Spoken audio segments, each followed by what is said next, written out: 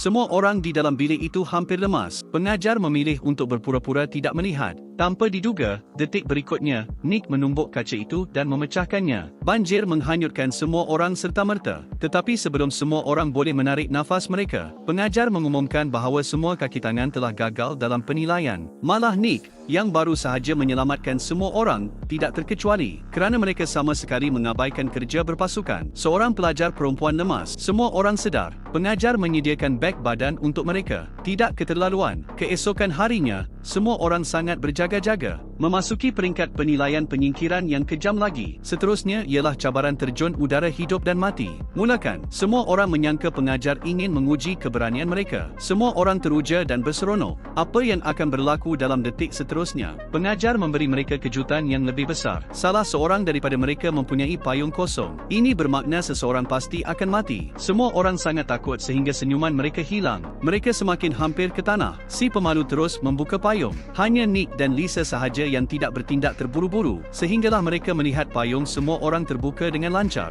Barulah saya sedar, yang terpilih ada di antara mereka. Memandangkan kedua-duanya telah melebihi had membuka payung terjun. Malah pengajar itu sangat takut sehingga dia menjatuhkan cawannya.